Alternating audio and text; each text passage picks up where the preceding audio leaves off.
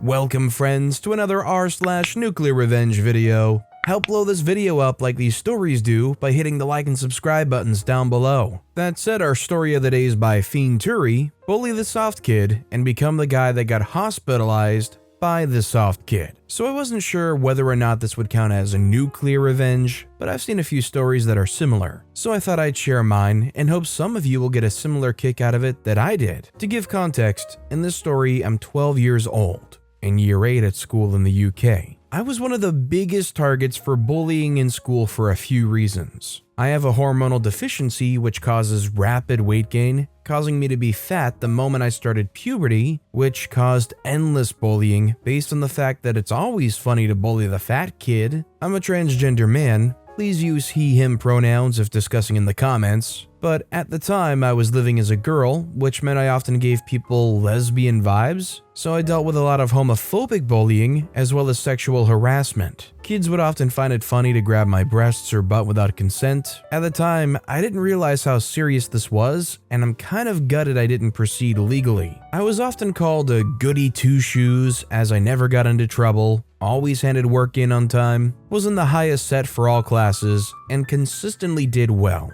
My family was poor, so I didn't have the best phone, which was a massive status symbol at the time in school, so also got me crap whenever I had to call my family. The icing on the cake? I was a goth at a school in the middle of a chav neighborhood. The school was in the middle of a council estate, and a fair few of the parents didn't really care what their kids were up to. Being a goth wasn't the best fashion choice in terms of eliminating bullying, but I was 12 and I thought it was cool. I'm very happy now, and life has worked out well for me. I'm a happy man, have a beautiful fiancé, a degree from a very prestigious university, and my career is progressing quickly. It has a happy ending, but I was a very miserable adolescent. One such instance of bullying is where everything changed. As I confirmed before, I was 12 years old and I was already someone that was bullied a lot. To make matters worse, my mother had passed away a few months previously, so my mental health was really struggling. And I was dealing with a lot of deep sadness, but also anger during this time. There was also one kid at my school,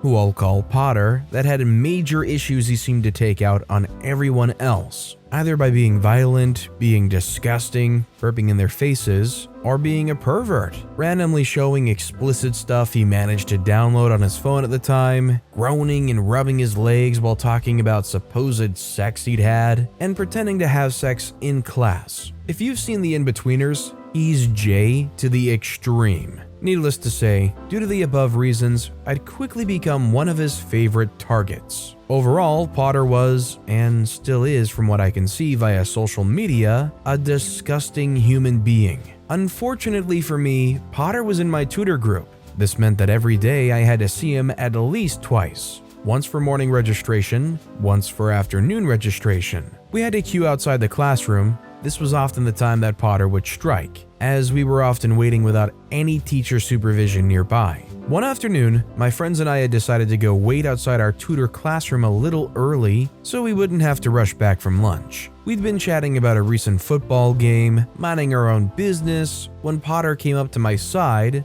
throwing the usual insults at me, leaning in close to my face as he said all sorts. At the time, I'd been given 2 sets of advice when dealing with bullies. One was the same advice that all kids receive: ignore them and tell the teacher. I usually went this route as I'd always wanted to do what was right. Sadly, this rarely worked out, usually consisted of the kid being scolded and then me getting beat up even more for being a G/grass. The other was advice my dad gave me: hit them and never stop hitting them. My bullying was becoming a real problem for my dad. He had just dealt with the loss of his wife a few months before and was looking after my infant brother on his own. The fact that I often came home bloody, bruised, and in tears, and he couldn't do anything to protect me, had a real toll on his stress.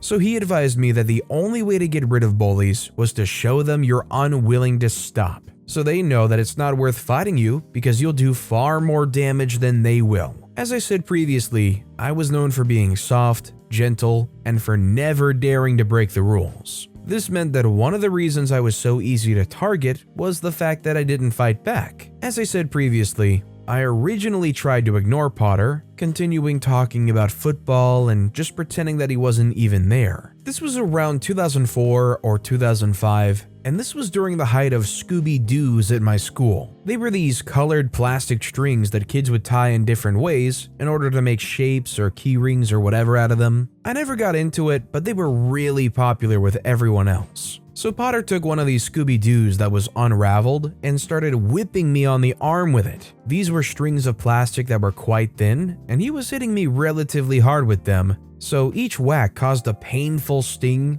but nothing I couldn't ignore as I continued talking about football. This continued for almost 5 minutes before he then went back to queue up in his normal place outside the classroom, and I glanced down at my arm to inspect the damage. Only then I saw the bleeding. I'd been caused to bleed before by being hit in the face, lip getting bloodied against my teeth, or being pushed over and being scraped, but this was the first time that direct contact with something caused me to bleed. The feeling of pure rage that I experienced at the sight was one I had not experienced before. Like I said, my mother had passed a few months previously, and on top of the other bullying and puberty in general, I was certainly struggling with my emotions. Only when I saw he had made me bleed did something inside me snap. I forgot the conversation about football, and all I had in my mind was that I wanted to hurt this boy as much as humanly possible. Midway through the conversation, I walked away from my friends,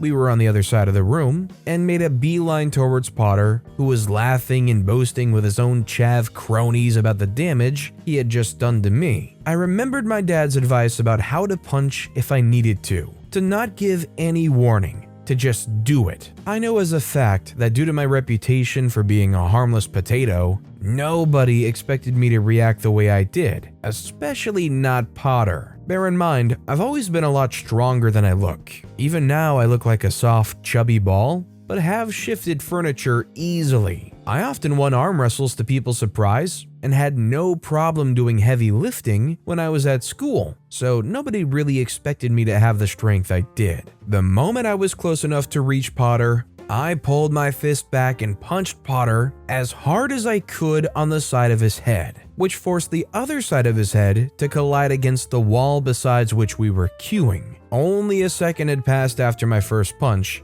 in which I saw Potter's mouth fall open in pure and utter shock, frozen as he certainly didn't expect any retaliation from me. Crap, he seemed to have no idea how to take it. All I remember thinking at that time was, I'm still angry, and I ended up hitting him again and again and again. I ended up punching him over and over again, several times as hard as I could against his head, while the other side banged roughly against the wall. After I punched him several times, he still hadn't fought back, still in shock that I was willing to defend myself after he had attacked me. I assumed that my lack of retaliation was probably the main reason he attacked me in the first place, which was most likely why, during my entire attack on him, he made absolutely no attempt to fight back. I had hit his head against the wall a lot before deciding it wasn't enough damage. Bearing in mind we had arrived early so we wouldn't have to rush back from lunch, there was plenty of time before the teacher would come out and call us into the classroom. I then proceeded to grab Potter's curly brown hair, twisting it in my fingers as he made the most delightful yelp of pain. I then dragged him downwards so his whole body fell to the floor and he was on his back on hard tiled ground.